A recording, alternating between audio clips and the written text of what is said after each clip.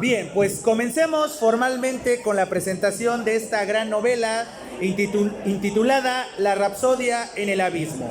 ¿Quién la escribió? La escribió nuestro invitado Miguel Alejandro Rivera, a quien lo presento como se merece, leyendo un poco de su currículum para que lo conozcan y vean que tenemos un muy valioso invitado. Miguel Alejandro Rivera es periodista e internacionalista por aquí, por nuestros vecinos, la FES Aragón, por parte de la Universidad Nacional Autónoma de México, donde también es profesor de licenciatura. Es autor de las novelas Peor es nada, Ella no sabía nada de Bakunin, aquí la tengo, aquí la pueden ver. El amor no es suficiente, que por ahí ahorita la tenemos por allá, también ya la leímos. Dios te salve, y de la antología Narraciones del México Profundo, cuentos cortos de historias largas, publicado en el 2019. Y así también publicó un reportaje intitulado La vida sin nosotros, publicado en el año 2022. Este libro sobre la desaparición forzada de personas. Redactó la Constitución de la Ciudad de México para niños en el año 2017, editada por la Asamblea Legislativa.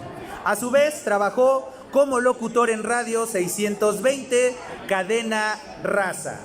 Actualmente es columnista en el diario El Día y es editor en la sección internacional del afamado periódico Excelsior.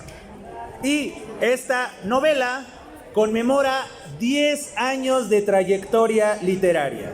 Y aquí hago un paréntesis. Ustedes no están para saberlo, pero yo sí para contarles que justamente, aquí vamos a contar chismes, creo que nadie nos está escuchando. Yo tengo la fortuna de estar 10 años trabajando en este plantel. Llevo 10 años en la docencia en las instituciones públicas. Y mi único trabajo en ese ámbito ha sido aquí. Y exactamente hace 10 años, mientras yo daba mis primeros pasos en la docencia en el Colegio de Bachilleres, nuestro invitado daba sus primeros pasos en la publicación de libros literarios. Y hace exactamente 10 años, cuando yo era un novel docente en el Colegio de Bachilleres, plantel Nuevo Aragón, este hombre tan simpático que ven a mi derecha vino a presentar su primera novela, que es esta que tengo en las manos, que es Peor es nada. Esta novela ya va por su cuarta edición, quinta edición, imagínense, esta es la primera edición, encomiable, para mí muy valioso. Y hace 10 años, justamente, Miguel Alejandro vino a este plantel, el auditorio que está aquí a mi mano izquierda, a presentar ese libro. Entonces, por eso tengo una hermandad de manera directa e indirecta con nuestro invitado, porque justamente hemos compartido esa década, él como escritor, yo como docente, y ahora ya estoy dando mis primeros pasos como escritor, pero es algo muy encomiable que 10 años después, y ahora 7 libros después, porque justamente la novela que vamos a presentar a continuación es su 7º título publicado, para mí es un gran honor y un gran gusto volverte a encontrar, Miguel. Bienvenido a la segunda feria del libro del Colegio de Bachilleres, plantel Nuevo Aragón, y recibamos a nuestro invitado con el merecido aplauso que se merece, valga la redundancia. Muchas gracias. Adelante. Muchas gracias. A ver si se oye. Ahí, güey. Sí, ya súbele. A ver. Súbele. A ver. ¿Arriba? Sí. A ver. Ahí está. Muchas gracias, estimado Leonel. Muchas gracias a todos ustedes, a las autoridades del Bachilleres, a los profesores que se hacen cargo de estas materias tan bellas, a la directora, a todos quienes tienen que ver en la realización de este tipo de eventos. Si me dedico a la literatura es por algo, y es porque creo fervientemente que las letras, que los libros, hoy que es Día Internacional del Libro, tienen un valor muy importante para cambiar la perspectiva de quiénes somos, para cambiar el capital cultural y el conocimiento que le ofrecemos al mundo. Créanme que una persona que lee se nota en cualquier lugar, se ve diferente cuando habla, cuando se expresa, las cosas que dice. yo ya me acostumbré a que cuando platico con alguien digo, esta persona es lectora, porque se nota el lenguaje, se nota el conocimiento que tiene, y créanme que si algo me han dado los libros es esa experiencia de diferenciarme en los lugares a los que voy o de encontrar gente diferente en los lugares en los que me encuentro.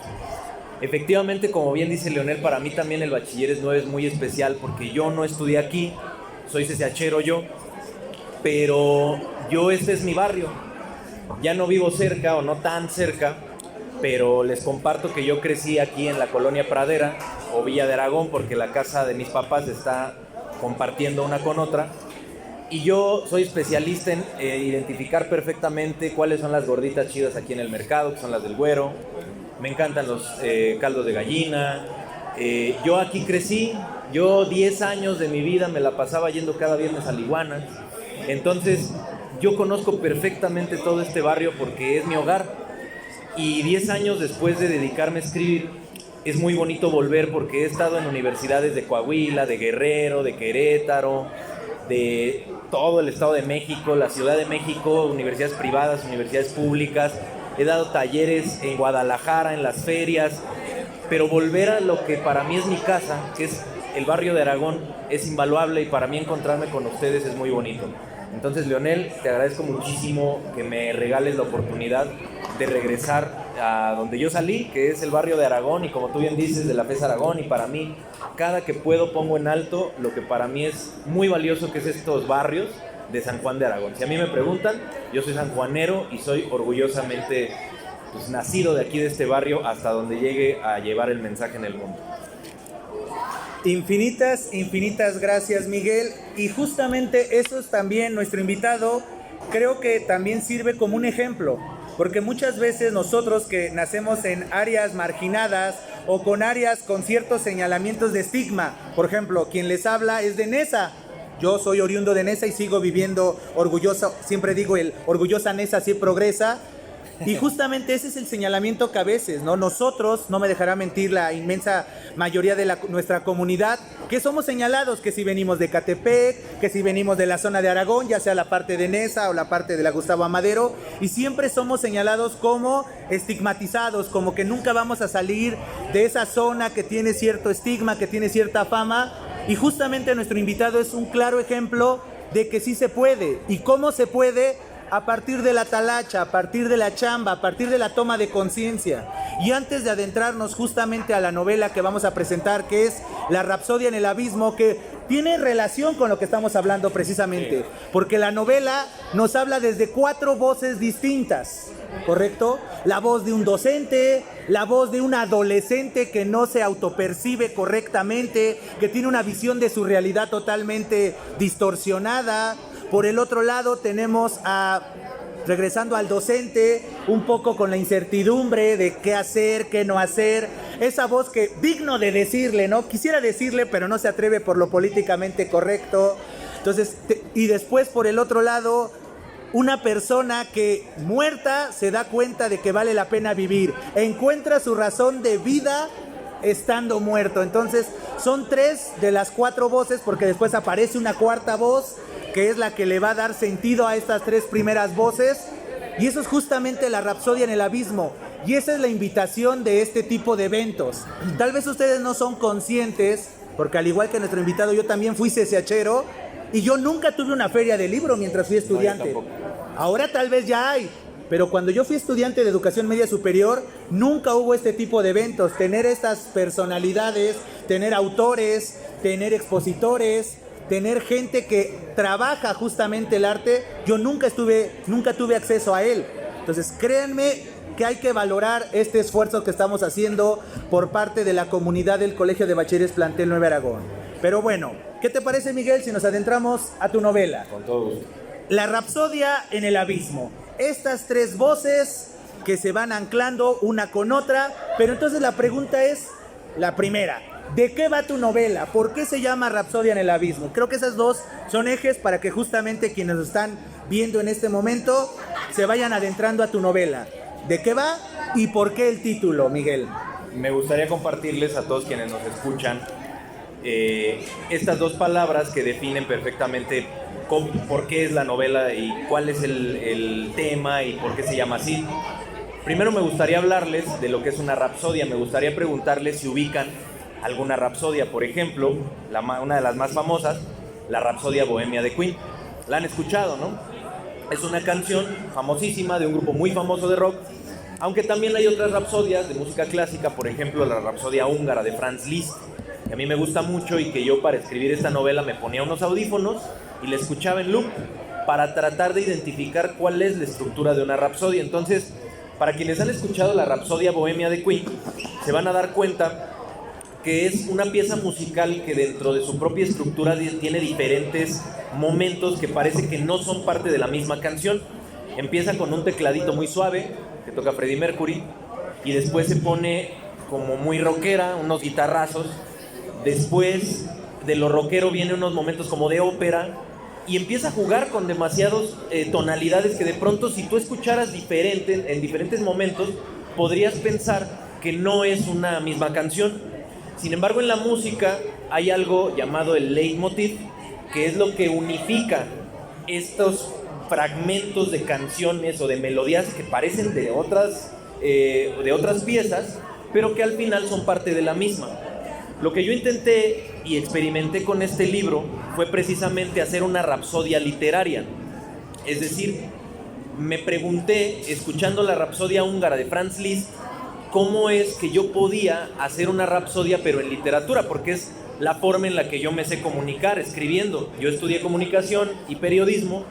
En la carrera te dicen que tienes que escoger televisión, prensa o radio, y yo escogí prensa, que es a lo que me dedico. Yo soy escritor y soy editor de un periódico impreso. Entonces, como yo lo mejor que sé hacer es expresarme por la vía escrita, decidí que quería hacer una rapsodia, pero yo no soy músico, me encanta, alguna vez toqué la guitarra un poco, estaba aprendiendo a tocar la trompeta porque me fascina la música, pero no soy músico. La mejor forma que tengo de expresarme es la literatura. Entonces dije, ¿cómo puedo hacer yo una rapsodia pero escrita? Y entonces me planteé cuál es la estructura correcta. Ya teniendo la idea de qué es la rapsodia, pasamos a lo que es el abismo. La estructura de narrativa en abismo en la literatura es una ficción dentro de otra ficción, dentro de otra ficción, y así hasta lo que ustedes quieran llegar. Seguramente o quizá han visto una película que se llama El Origen en español, o Inception en inglés. Salen Leonardo DiCaprio y Tom Hardy, salen varios actores de renombre, pero ese es un buen ejemplo de ficción dentro de ficción dentro de ficción. Esa es una trama en abismo, que son un sueño dentro de otro sueño, dentro de otro sueño. Lo que sucede acá en la Rapsodia en el Abismo, y me voy a permitir un momento para leerles, porque es lo más padre de las presentaciones. Hay un profesor que, como bien decía el maestro Leonel, hay un profesor que lo invitan a un congreso en lo que aquí se le llama la Universidad de Aridoamérica. Desde la primaria sabemos dónde está Aridoamérica, ¿no? Es Mesoamérica y Aridoamérica. Entonces él va al norte del país. Y en ese congreso él empieza a contar lo que en el libro está diseñado como una anécdota. Cuando ustedes cuentan una anécdota, la cuentan natural, la cuentan con un lenguaje normal, cercano a una plática. Entonces el primer acercamiento en la novela es una voz de un profesor que te cuenta una anécdota y te va platicando como si tú fueras su cuate. Y como en cualquier viaje que uno realiza, o no sé ustedes, yo soy muy asiduo, obviamente pues me dedico a escribir también. Para ser un buen escritor, de los consejos que más me han dado es ser un buen lector. Entonces, como yo leo mucho, cada que viajo traigo un libro en mi mochila. Y este profesor, como es maestro, es sociólogo, pues también le gusta leer. Como al cuate en su vuelo no le tocó ventana, lo más chido de volar en un avión es la ventana, ¿no? Si no, es como si fueras en una DO. Y el cuate no le toca ventana, entonces le toca pasillo y dice, pues para no aburrirme me pongo a leer. Cuando él empieza a leer, comienza esta historia, la cual les comparto. Yo sí recuerdo la primera vez que pensaste en la muerte. Tenía 7 años. Tu madre te llevó al teatro para ver El Cascanueces. Era casi Navidad. En medio de la música, el baile, las coreografías, te encerraste en tu mente y comenzó la depresión. Después de ese día, ni todos los regalos que te esperaban bajo el árbol te sacaron una sonrisa. Se acabó la alegría. No hubo más colores. Se cerró entonces el umbral para ser feliz. ¿Por qué pensaste en la muerte? ¿Qué fue lo que aquella vez desató en ti esa insoportable melancolía? ¿Por qué desde aquella noche tu cabeza se llenó de grises, cielos nublados, cementerios tenebrosos en los que sabías algún día dormirías para siempre? ¿Qué tan maltrecha debe estar la mente de una niña de 7 años? ¿Qué tan enferma se encontraba tu conciencia para que de pronto la tristeza destrozara tus alegrías, tus juegos, tus fantasías? Me acuerdo cómo empezaste a comer y comer y comer y comer, aunque ya estuvieras satisfecha, comer de todo, comer dulce, comer salado, comer picante, comer a todas horas, comer parada, comer sentada, comer en la cama, comer cualquier porquería para llenar el vacío de la muerte, de la inexistencia, de la duda ante la vida futura, del miedo a cuando ya no estuvieran tus padres, a cuando te abandone la vida, comer, comer, comer. Ahí viene la gorda, decían tus compañeros de la primaria, porque de pronto dejaste de ser la niña linda, esbelta, tierna, de coletas en el cabello, dejaste de ser normal. Gorda fue tu segundo nombre, si no es que el primero. Te bautizó una sociedad sin empatías, con más juicios que valores. Jimena la gorda Jimena, te decían, hasta que gorda fue el único referente para dirigirse a ti. Tu grasa le ganó a tu esencia y gorda se convirtió en tu identidad. Ahí está la gorda, háblale a la gorda, no invites a la gorda. Gorda te decían en la escuela, gorda te decían tus tíos, tus primos, los amigos, gorda te decían los vecinos, hasta que un día tu mamá te dijo, a ver, mija, dame permiso, mi gorda, y con eso te condenó hasta la eternidad, a ser la gorda. ¿Cómo odias ese momento? Lo sé y me da risa. Me encanta cómo detestas y recuerdas a detalle el día en que tu madre, sin saberlo, te condenó para siempre. Te envió a las garras de la tristeza, del rencor, de la melancolía. Hasta la palabra suena feo, ¿no crees? Gorda. Hasta la palabra escrita, mírala, se ve gorda. Dila 1000 veces, así como te la han dicho a ti desde niña y hasta ahora. Gorda, gorda, gorda. Si quieres ayudar. Justamente este primer acercamiento, estas primeras dos voces. Por un lado tenemos a Román, este académico que va a ir a dar una cátedra, que hasta lo presume, ¿no? Al principio, y hasta se pavonea con sus autoridades, y porque siempre había sido subestimado y demás. Y de pronto se acerca el viaje, los que hemos tenido la fortuna de viajar en avión, coincido totalmente contigo, Miguel. Si no vas en ventana, es como si fueras en el ADO, o en el Metrobús, o en el Mexibús, los que somos mexiquenses.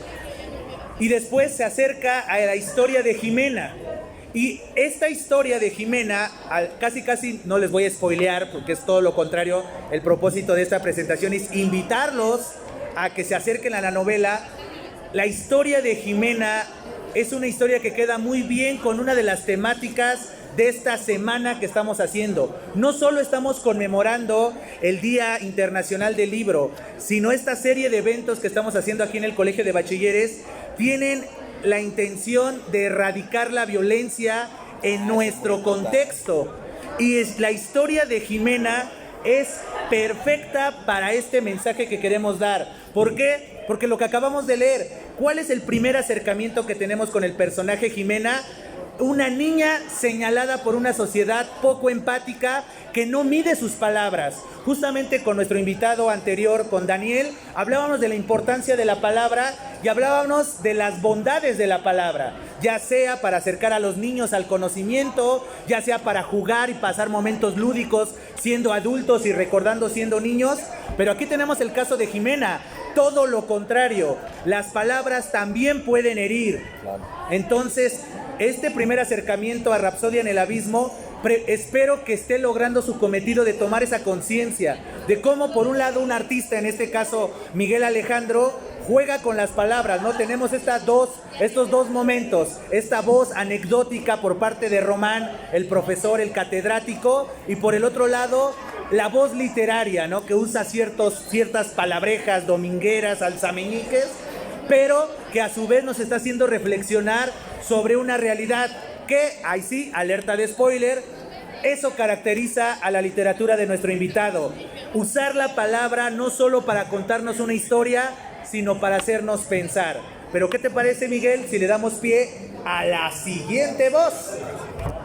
Me gustaría destacarles a quienes nos están escuchando que efectivamente la cuestión con Jimena es que eso que ustedes oyeron, la lectura de acá, es una voz que tiene Jimena en su cabeza. Es una voz contra la que pelea. O sea, lo interesante de un protagonista, del prota, viene de la lucha que emprende, por eso se llaman protagonistas. Generalmente hay antagonistas que son contra los que va a luchar el protagonista. Y en este caso la lucha de Jimena, de su historia específica, es contra esa voz que de alguna forma se le empezó a alimentar, como bien lo escuchábamos, cuando ella de chiquita, sufriendo una depresión infantil, empezó a comer porque así llenaba el vacío de su depresión, de que le empezó a dar miedo a la muerte. A mí me gusta mucho hacer reflexionar. Yo siempre he creído que una buena historia no es suficiente para escribir un libro. Yo teorizo mucho, estudio conceptos, estudio teorías psicológicas, sociológicas, dependiendo de lo que esté escribiendo en ese momento. Y por eso, para meterle, yo di psicología de la comunicación 5 años en la FES Aragón y aprendí muchas herramientas de psicología que me ayudaron a enmarcar ciertos personajes, y Jimena es uno de ellos. Es importante compartirles esto porque Jimena lucha en estas páginas contra sí misma y contra su mente y contra esa voz esquizofrénica que la molesta. Pero también es importante comentárselos porque, bueno, decíamos ahorita de la estructura en Abismo. Cuando el profesor abre su libro, sabemos un poco más sobre Jimena. Cuando el profesor llega a algún momento de su viaje donde no puede seguir leyendo, pues entonces sabemos sobre la anécdota del profesor. Y así vamos brincando de una historia a otra. Cuando el profe lee, vemos a Jimena. Cuando el profe vive, vemos su anécdota. Pero de pronto, en la historia de Jimena, un día en la escuela, hagan de cuenta, yo me figuro algo muy así, como una explanada de un bachilleres, de un CCH, de una prepa. Jimena de pronto rompe en llanto, se pone mal, porque la voz no se calla y la está jode. Y en este caso Jimena le molesta su forma física, no le gusta asumirse gorda, y por eso la voz le dice gorda. Pero presentando el libro en diferentes foros, universidades, veo que no es el único fantasma. Podemos ser o muy altos, o muy chaparros, o muy flacos, o muy gordos, o la nariz, o el pelo, o tal. Todos tenemos fantasmas que nos molestan. Cuando presenté en Querétaro, una amiga, nos conocemos de hace un poco tiempo, pero ella es muy delgada, y me dijo justo eso. Yo pensé que ella no le iba a llegar ese mensaje, porque híjole, a lo mejor no se identifica, no sé. Ella entendió perfecto, dice, yo odio que me digan que si hace calor me quite el saco, porque detesto mis hombros huesudos, y me identifiqué con el personaje. Entonces no es una cuestión de gordura en este caso, es una cuestión de fantasmas que tenemos por una sociedad sin empatías, que, como bien decía el maestro Leonel, no entiende que la palabra o que los prejuicios pueden dañar bastante a un niño, a un ser humano, a una persona en general. Jimena un día se pone mal en su escuela. Una maestra la ve, la trata de calmar y pues hace lo que cualquier profesor, yo lo he hecho incluso en la facultad, haría, que es buscar a la orientadora o al orientador de la escuela, que en el mejor de los casos tiene preparación psicológica, tiene una formación para atender ese tipo de cuestiones, y por eso es el orientador u orientadora de la escuela. En este caso la orientadora se llama Mónica Verdejo. La llevan a Jimena para que la atienda, platica con ella. Jimena le dice, no me siento a gusto con cómo soy, con cómo me veo en el espejo. Y entonces Mónica le dice, nosotros en la escuela lo que te podemos ofrecer, que eso es algo que se hace en la FES Aragón, yo por eso dije, pues es algo que sí hacen las escuelas, te ofrecemos 5 sesiones de una especie de terapia conmigo. Si vemos que es algo muy grave, te canalizaremos a alguna institución. Si no, pues a lo mejor y con esas charlas podemos arreglar el problema que tienes. La cuestión es que Mónica Verdejo está haciendo su maestría y no tiene tiempo, y le encarga la encomienda de atender a Jimena a un güey que se llama Diego. Diego está haciendo sus prácticas profesionales en la orientación. Diego no es psicólogo, ni es orientador, ni nada. Diego acaba de terminar la carrera en letras. Y el güey, como se quiere titular, tiene que sacar sus prácticas profesionales. Y entonces imaginen una chavita, 17 años, que no le encanta cómo se ve, al contrario, se repugna. Y le dicen, platícale que te sientes fea a este güey guapo, veinteañero, que huele rico. Pues jamás. Cuando tienen esta primera sesión, Jimena no quiere hablar. Entonces empieza este jaloneo de, híjole, es que si tú te vas, me van a correr y no voy a sacar mis prácticas. Es que yo esperaba que estuviera la orientadora. Y como Diego no quiere que Jimena se vaya, le dice, bueno, como buen escritor principiante que es, trae un engargolado y le dices, ¿quieres que te cuente una historia? Jimena, para ya no querer hablar, le dice, pues sí, cuéntame lo que quieras. Y empieza la siguiente historia. Eran como las 6 de la tarde, en la Ciudad de México llovía a cántaros. La carroza corría a una velocidad imprudente para un vehículo de su especie. Dentro viajan 3 personas, Benjamín, quien la conduce, Juan el copiloto y Ernesto el muerto. En la funeraria se les hizo tarde y llevan prisa porque en la casa del difunto la familia triste espera. A los 3 les apremia llegar, a los que van en la cabina para librarse de un regaño o en el peor de los casos para no perder su trabajo. Al que va en la caja acostado atrás porque anhela desde hace muchas lunas un descanso eterno. Subiendo un puente cercano a la avenida central, Benja es traicionado por el agua de lluvia que le impide mirar con soltura la carpeta asfáltica y cae en un bache, el cual le poncha la llanta delantera del lado izquierdo. ¡Carajo, me lleva el diablo! Monta en cólera y se baja de inmediato para hacer el cambio de neumático. Tras él va Juan. Ambos batallan con los birlos y la llave de cruz. Creo que está barrido, carnal, dice Juan ante un Benja desesperado, todo mojado, sujeto que le reclama al cielo por el maldito trabajo que tiene y porque la lluvia no amaina ni un segundo. De pronto Ernesto se desespera. Como puede, abre su féretro y tieso aún, sale de la parte trasera de la carroza para ayudar a cambiar la llanta. A ver, déjenme ver si yo puedo, dice ante la mirada incrédula de sus acompañantes, quienes se pasman ante el evento sensacional. La gente que pasa en sus autos junto a la carroza se sorprende al ver que un sujeto pálido, bien rasurado, vestido con un elegante traje negro, es quien cambia el neumático y no los otros 2 tipos que tienen pinta de chalanes de vulcanizadora. La gente que pasa no sabe que Ernesto está muerto. Sale, vámonos, ya quedó, dice el difunto chocando sus manos de arriba abajo, como aplaudiendo para sacudirse la mugre. Ante el silencio de Benja y Juan añade: anden, no se preocupen, yo me acomodo acá en mi caja, la cosa es que ya lleguemos, mi familia debe estar esperando.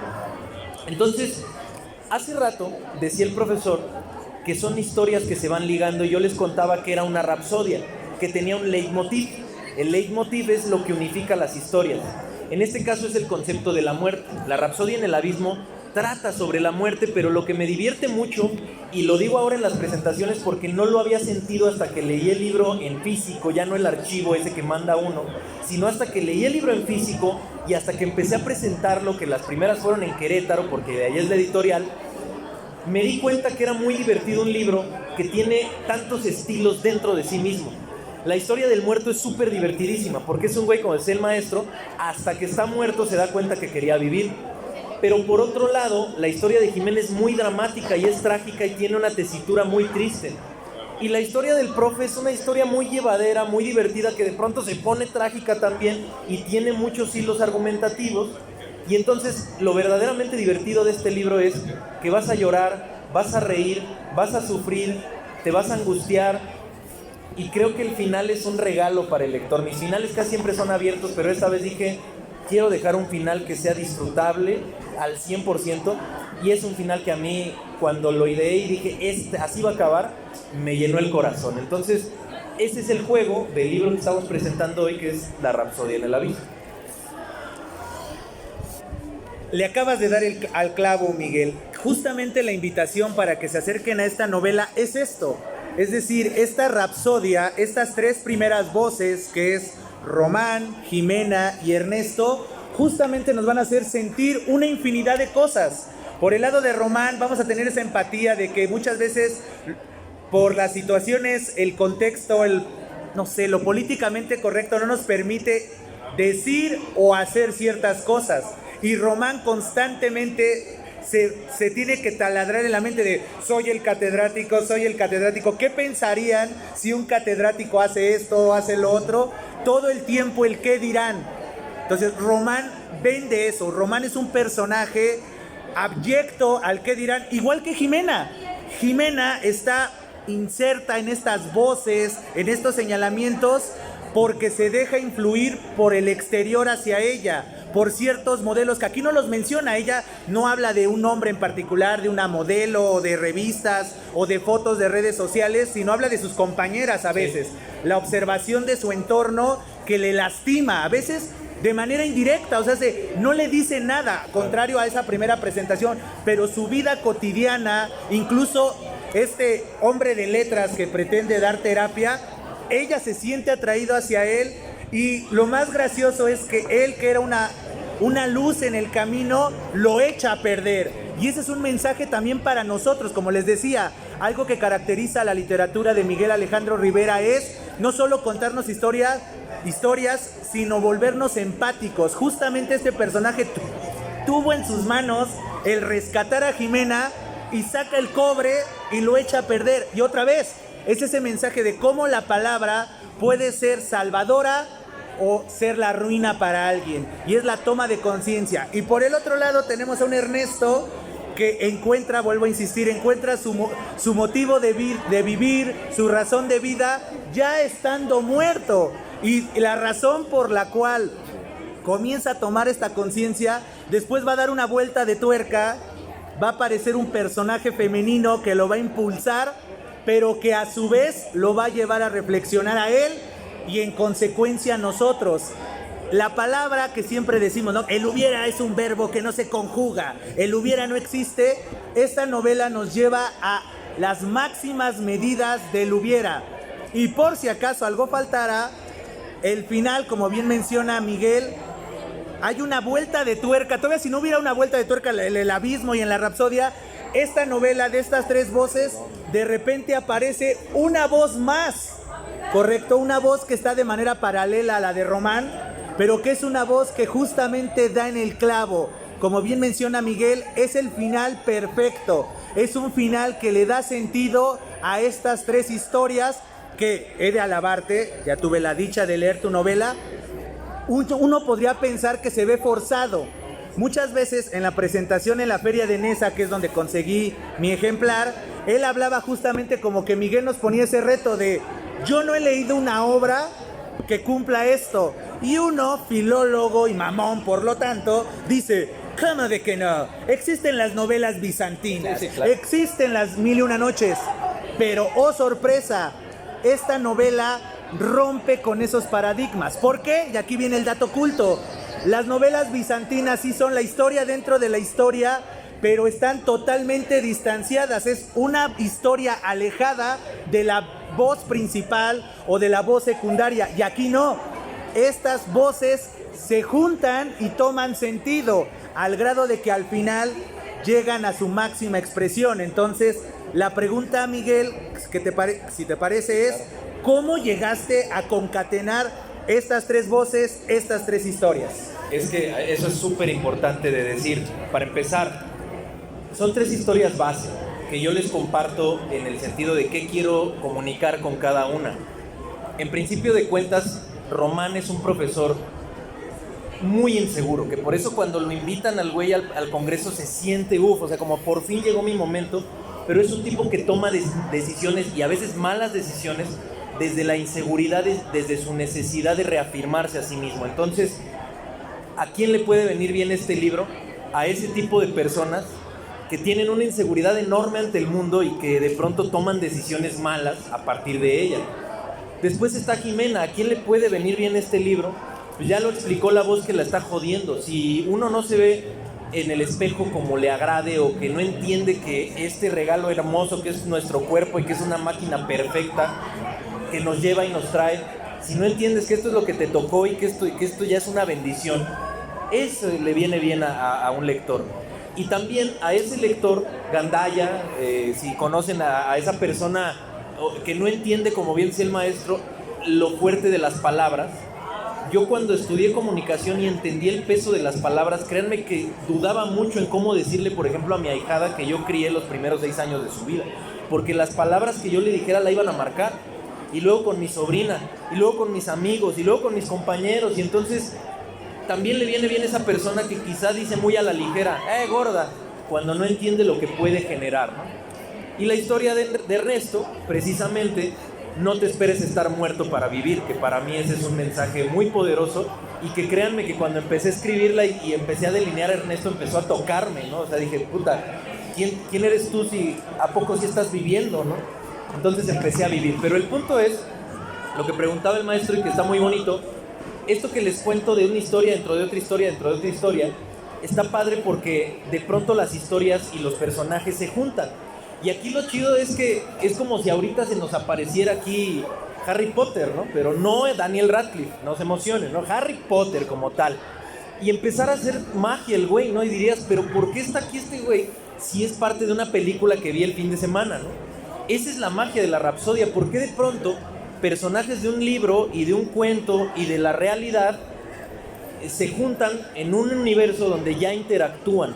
Y lo que yo decía en la feria de Nesa es, ahí el reto es mío y el lector decidirá si está bien logrado y si se divierte, y hasta ahorita afortunadamente he tenido muy buenos comentarios.